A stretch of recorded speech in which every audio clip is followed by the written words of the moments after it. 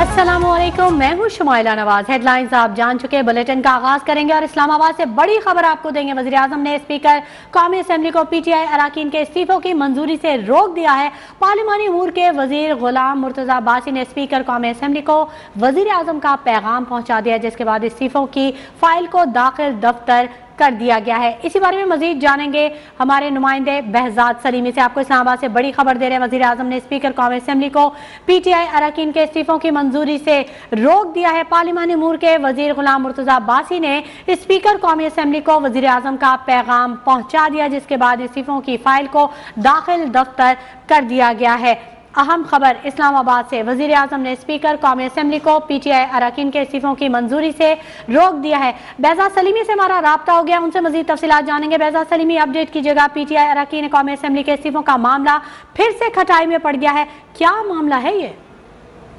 जी, तहरीक इंसाफ के अरकान कौमी असम्बली के इस्तीफों की मंजूरी के हवाले से एक पेशरफ सामने आई है कि स्पीकर कौमी असम्बली को PTI अरकान के इस्तीफों की मंजूरी से रोक दिया गया है। पार्लिमानी इजराई ने बताया है कि जनूबी पंजाब से तल्लक रखने वाले 1 दर्जन से ज्यादा अरकान के इस्तीफों की मंजूरी की फाइल स्पीकर को भिजवाई गई थी, जिनमें शाह महमूद कुरैशी, उनके बांजे ज़हूर हुसैन कुरैशी का नाम भी शामिल था। ताहम वजीर आजम की जानिब से अब स्पीकर को इन इस्तीफों की मंजूरी से रोका गया है और वजीर पार्लिमानी अमूर गुलाम मुर्तज़ा अब्बासी ने स्पीकर कौमी असम्बली को इस्तीफे मंजूर न करने से मुतल्लिक वजीर आजम का पैगाम पहुंचाया, जिसके बाद इजराई के मुताबिक तहरीक इंसाफ के अरकान के इस्तीफों की फाइल को दाखिल दफ्तर कर दिया गया है और अगले अहकाम तक किसी रुकन का इस्तीफा मंजूर नहीं किया जाएगा। ठीक है, बहुत शुक्रिया बेहजाद सलीमी तफसीली अपडेट करने के लिए।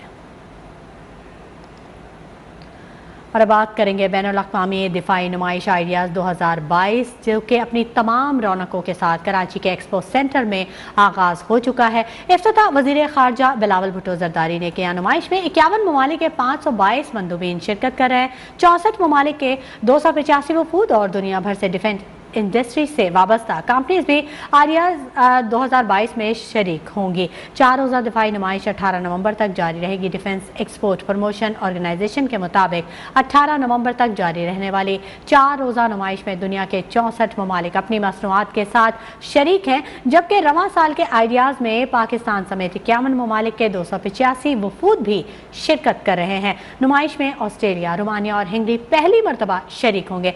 इंतहाई अहम seminar intelligence in defence market का इनेकाद भी किया जाएगा। एक्सपो सेंटर के 6 हॉल्स के अलावा 3 मार्केट्स भी कायम की गई हैं, जिनमें एक मार्केट कश्मीर के नाम से मंसूब है, जबकि कराची के शहरियों के लिए साहिल पर निशान पाकिस्तान के मुकाम पर 17 नवंबर को कराची शो का भी इनेकाद किया जाएगा। सी व्यू पर ड्रिल्स मुनक़िद की जाएंगी। इफ्तिताही तकरीब के बाद बिलावल भुट्टो ने मोअज़्ज़ज़ मेहमानों के हमरा नुमाइश में मुख्तलिफ स्टॉल्स का दौरा किया। मोअज़्ज़ज़ मेहमानों का शानदार इस्तकबाल किया गया।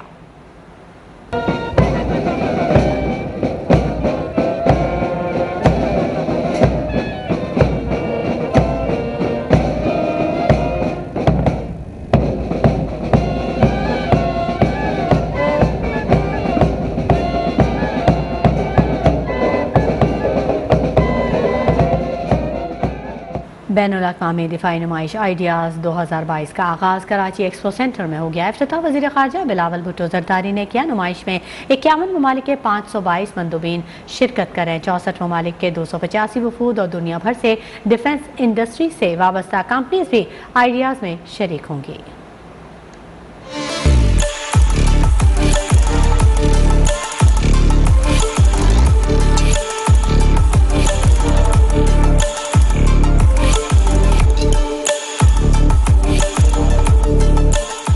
रवां साल दिफाई नुमाइश को क़याम पाकिस्तान की 75वीं प्लेटिनियम जुबली से मंसूब किया गया है। बैनुल अक़वामी दिफाई नुमाइश में ऑस्ट्रेलिया, रोमानिया और हंगरी पहली मरतबा शरीक होंगे। इंतहाई अहम seminar intelligence and defence market का इनेकाद भी किया जाएगा।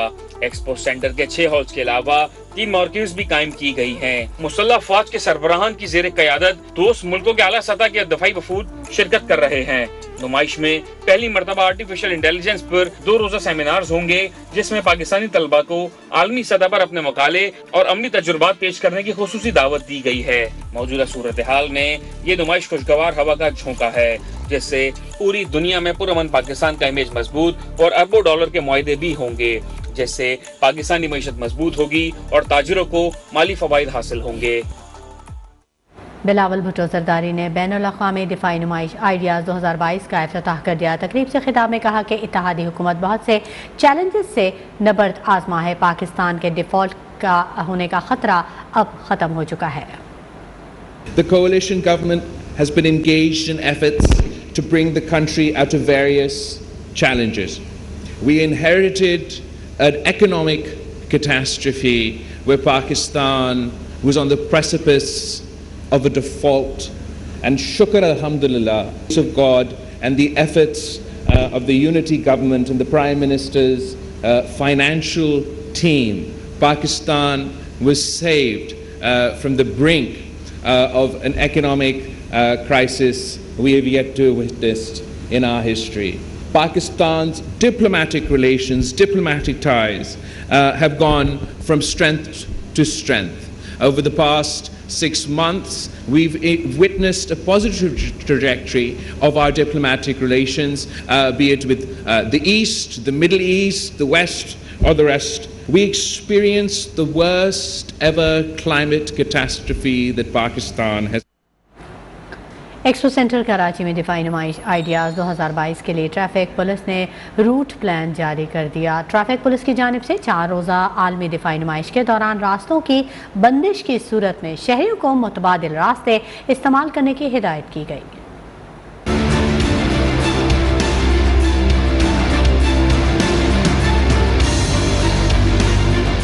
रूट प्लान के मुताबिक शाहराह फैसल नर्सरी से गाड़ियां स्टेडियम से आगे एक्सपो सेंटर नहीं जा सकेंगी। नुमाइश के दौरान शाह सुलेमान रोड सुबह 7 बजे तक शाम 6 बजे ट्रैफिक के लिए बंद रहेगा। कारसाज, ब्रिग रोड, शाहराह फैसल से राशिद मिनास रोड, मिलेनियम से नीपा का रास्ता खुला होगा। नीपा, ब्रिग रोड से शाहराह फैसल, सफूरा, गुलशन चौरंगी से सुराब बोर्ड का रास्ता खुला होगा। नीपा से पीपल्स चौरंगी तक हैवी और कमर्शियल गाड़ियां ले जाने पर पाबंदी होगी। राशिद मिनास रोड से ट्रैफिक स्टेडियम बरासा डालमिया रोड जाने की इजाजत नहीं होगी। यूनिवर्सिटी रोड से आने वाली गाड़ियों को स्टेडियम रोड जाने की इजाजत भी नहीं होगी। यूनिवर्सिटी रोड की ट्रैफिक पीपल्स चौरंगी से शाहराह कायदीन की जानिब जा सकेगी। यूनिवर्सिटी रोड की दोनों तरफ ट्रैफिक के लिए खुली रहेंगी। सिर्फ इजाजतनामे वाली गाड़ियां एक्सपो सेंटर जा सकेंगी।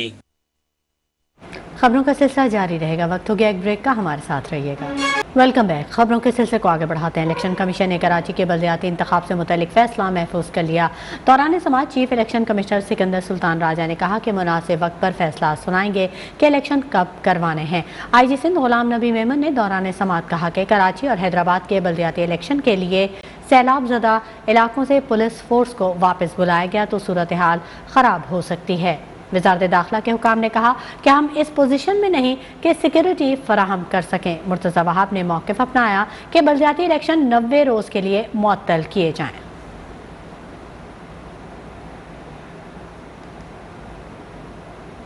केन्या में कत्ल होने वाले सीनियर सहाफ़ी अरशद शरीफ की पोस्टमार्टम रिपोर्ट आज इस्लामाबाद हाई कोर्ट में जमा कराई जाएगी। रिपोर्ट में मज़ीद इंकशाफात सामने आए हैं। रिपोर्ट के मुताबिक अरशद शरीफ के सीने, कंधे और कमर समेत जिस्म पर 12 ज़ख्मों के निशानात पाए गए हैं।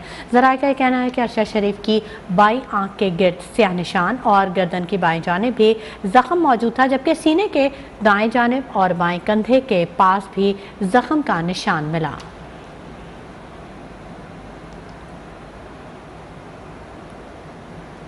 पाकिस्तान तहरीक इंसाफ का हकीकी आज़ादी लॉन्ग मार्च इस्लामाबाद की जानिब रवा दवा है। आज मार्च vice chairman PTI Shah Mahmood Qureshi की क़यादत में मंडी बहाउद्दीन से सफ़र शुरू करेगा, सराय आलमगीर तक पहुँचेगा। दूसरी जानिब secretary general PTI Asad Umar की सरबराही में हकीकी आज़ादी मार्च का दूसरा काफिला चिन्योट में पड़ाव डालेगा। इमरान खान वीडियो लिंक के जरिए कारकुनान से खिताब करेंगे। वक्त हो गया एक ब्रेक का, हमारे साथ रहिएगा। Welcome back. खबरों के सिलसिले को आगे बढ़ाते हैं। बिजली महंगी होगी या नहीं, डिस्कोस की जानिब से दायर दरख्वास्त पर नेपरा ने फैसला महफूज कर लिया। जायजा लेने के बाद फैसला जारी होगा। डिस्कोस की जानिब से बिजली की कीमत में 2 रुपये फी यूनिट इजाफे की दरख्वास्त नेपरा में दायर की गई थी। नेपरा के मुताबिक सहमाही एडजस्टमेंट की दरख्वास्त में 43 अरब से जायद मांगे गए। इजाफा रवा माली साल की पहली सहमाही एडजस्टमेंट कीमत में मांगा गया। इजाफे से सार्फिन पर 42 अरब 43 करोड़ 40 लाख रुपए का बोझ पड़ेगा। डिस्कोस की जानिब से दायर दरख्वास्त पर नेपरा ने फैसला महफूज कर लिया। जायजा लेने के बाद फैसला जारी होगा। डिस्कोस की जानिब से बिजली की कीमत में 2 रुपए फी यूनिट इजाफे की दरख्वास्त नेपरा में दायर की गई थी। रुक करेंगे लाहौर का और बात करेंगे महंगाई की। लाहौर में महंगाई पर काबू नहीं पाया जा सका। यूटिलिटी स्टोर्स पर भी सब्सिडाइज घी और आटा नायाब। आवाम घंटों घंटों कतार में खड़े रहने के बाद खाली हाथ जाने पर मजबूर हैं। दूसरी जानिब मार्केटों और बाजारों में भी फल, सब्जियों और गोश्त की कीमतों में खासा इजाफा हो चुका है। हमारे नुमाइंदे अब्बास हैदर हमारे साथ मौजूद हैं, उनसे जानते हैं। अब्बास हैदर, आप जौहर टाउन के यूटिलिटी स्टोर पर मौजूद हैं, बताइएगा क्या मनाजिर देख रहे हैं और क्या कहना है शहरियों का? जी बिल्कुल, लाहौर में महंगाई का जिन ताहाल बेकाबू है। अगर बात करें आटा घी की तो सर यूटिलिटी स्टोर्स पर इनमें सब्सिडी तो दी गई है, लेकिन ये काफ़ी नायाब है क्योंकि जब सप्लाई आती है और विद इन 1 घंटे के अंदर जो है वो ये सप्लाई ख़त्म हो जाती है और लोग जो है फिर खाली हाथ वापस जाते हैं। ओपन मार्केट की बात करें तो आटा और चीनी के रेट्स और घी के रेट्स जो है वो वैसे ही बहुत हाई हैं और आम आदमी की पहुँच से दूर होते जा रहे हैं। फल सब्जियों की बात करें तो फलों और सब्जियों के रेट भी आसमान से बातें कर रहे हैं। प्याज जो है वो तकरीबन 200 रुपये से 240 रुपये फ़ी किलो ओपन मार्केट पे फ़रोख्त किया जा रहा है और इसके साथ साथ टमाटर की कीमत और मटर की कीमत में भी जो है वो ट्रिपल सेंचुरी की तरफ वो गामजन है। दूसरी तरफ अगर बात करें गोश्त की तो गोश्त की कीमत में भी तकरीबन 380 से 390 के दरमियान पिछले 1 महीने से ये गोश्त का रेट स्टैंड कर रहा है और आम आदमी गोश्त खाने से जो है वो महरूम हो चुका है। शहरियों ने हुकूमत से अपील की है कि इस बढ़ती हुई महंगाई में आवाम को फौरी तौर पर रिलीफ फराहम किया जाए क्योंकि इस महंगाई में क्योंकि उनकी आमदन तमाम तफसीलात से आगाह करने के लिए।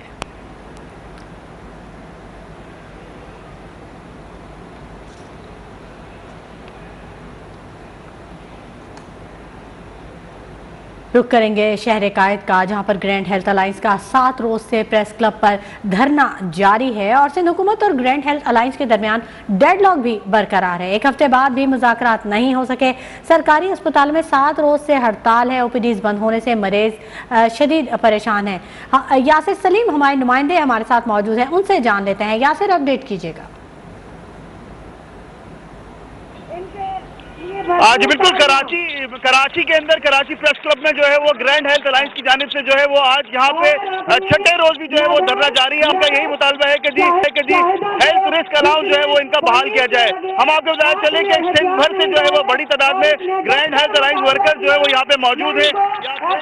बड़ी तादाद में जो है वो सिंध अस्पतालों से जो है ये ग्रैंड हेल्थ वर्कर्स के अलायंस के जो लोग हैं वो यहाँ पे आए हुए हैं। यहाँ पे जो ये मुसलसल जो है वो मुजाहरा कर रहे हैं और इनका यही कहना है कि इनका जो रिस्क अलाउंस है उसकी जो कटौती है वो हुकूमत सिंध जो है वो फौरी तौर पे बहाल करे। इनका ये कहना है कि हमने जो है वो मुज़ाकरात के लिए हुकूमत से जो है वो मुतअद्दिद बार राब्ते किए हैं, लेकिन हुकूमत की जानिब से इनसे जो है वो राब्ते के लिए जो है वो कमेटी भी बनाई गई है, लेकिन वो कमेटी जो है वो अभी तक इससे मुज़ाकरात जो है वो नहीं हुए हैं। या आप देख सकते हैं कि बड़ी तादाद में सिंध के मुख्तलिफ अस्पतालों में जिसमें डॉक्टर, नर्सेज और दीगर पैरामेडिकल स्टाफ जो है वो यहाँ पे मौजूद है और यहाँ पे जो है वो धरना दिए हुए बैठे हैं और इनका ये कहना है कि जब तक हमारा रिस्क हेल्थ अलाउंस और दीगर मराज सर्विस स्ट्रक्चर जो है वो बहाल नहीं होती है, यहाँ पे वो ये जो है धरना दे के जो है वो बैठे रहेंगे। हम आपको बताया चले कि इनके धरने की वजह से जो है सिंध के जितने भी सरकारी अस्पताल है वहाँ पे जो है वो मरीजों को मुश्किलात का सामना करना पड़ रहा है और कोई पुरसाने हाल नहीं है। और इनका ये कहना है कि जब तक हमारे मुतालबात पूरे नहीं होते वो यहाँ कराची प्रेस क्लब पे जो है वो धरना जो है एहतजाज जारी है। बहुत शुक्रिया यासिर सलीम तमाम तफसीलात से आगाह करने के लिए। और यहाँ आपको ब्रेकिंग न्यूज है। वज़ीर आज़म शहबाज शरीफ भी कोरोना वायरस का शिकार हो गए। वज़ीर इत्तलात मरियम औरंगज़ेब ने ट्वीट किया कि वज़ीर आज़म की 2 रोज से तबीयत नासाज थी। डॉक्टर के मशवरे से टेस्ट करवाया तो शहबाज शरीफ का कोरोना मस्बत आया है और आवाम से उन्होंने वज़ीर आज़म की जल्द सेहतयाबी की अपील की है, दुआ की अपील की है। वज़ीर आज़म शहबाज शरीफ भी कोरोना वायरस का शिकार हो गए हैं। वज़ीर इत्तलात मरियम औरंगज़ेब ने ट्वीट किया जिसमें उन्होंने बताया कि वज़ीर आज़म की 2 रोज से तबीयत नासाज थी। डॉक्टर के मशवरे से टेस्ट करवाया तो कोरोना मस्बत आ गया। उन्होंने आवाम से वज़ीर आज़म की जल्द सेहतयाबी की दुआ की अपील की है। और अब रुख करेंगे मुल्तान का, जहां पर डेंगू के वार जारी हैं। नेशनल अस्पताल में डेंगू के मरीजों में मुसलसल इजाफा हो रहा है। गुज़िश्ता 24 घंटों की बात करें तो इस दौरान 38 मरीज अस्पताल लाए गए हैं। आइसोलेशन वार्ड में मरीजों की तादाद 35 हो चुकी है। महकमा सेहत की जानिब से स्प्रे मुहिम भी जारी है। मजीद जानेंगे हमारे नुमाइंदे हैदर अब्बास से, जो कि इस वक्त नेशनल अस्पताल के बाहर मौजूद हैं। हैदर अब्बास, बताइएगा। जी बिल्कुल, मुल्तान में डेंगू के वार जो हैं वो थम नहीं सके हैं। डेंगू के वार जारी हैं। रोज़ाना की बुनियाद पर निश्तर हॉस्पिटल मुल्तान में जो है डेंगू से मुतासरा मरीज़ों को जो है वो लाया जा रहा है। निश्तर के डाटे के मुताबिक गुज़िश्ता 24 घंटों के दौरान तकरीबन 38 मरीज़ों को जो है वो लाया गया है। इस वक्त आइसोलेशन वार्ड में मरीज़ों की तादाद जो है वो 30 हो चुकी है, जिनमें से 12 में जो है मज़ीद डेंगू की तस्दीक हो गई है, जिनकी रिपोर्ट्स आ गई हैं। और अब तक जो है 30 अफराद को जो है डेंगू के मर्ज़ से शिफायाब होने पर जो है डिस्चार्ज किया गया। निश्तर हॉस्पिटल के मुताबिक कि रोज़ाना की बुनियाद पर केसेस की तादाद बढ़ रही है। यहाँ पर एक तरफ तो केसेस की तादाद बढ़ रही है और दूसरी जानिब जो है महकमा सेहत की जानिब से डेंगू से बचाव के हवाले से मुहिम भी जारी है। मुख्तलिफ होटल्स, मुख्तलिफ जगहों पर जो है डेंगू से बचाव के हवाले से जो है एहतियाती तदाबीर पर जो है अमल दरामद करवाया जा रहा है, चेकिंग की जा रही है। और दूसरी जानिब जो डॉक्टर्स हैं वो भी शहरियों को हिदायत कर रहे हैं। मुल्तान में भी कई मरीज अस्पताल लाए गए हैं। बहुत शुक्रिया हैदर अब्बास।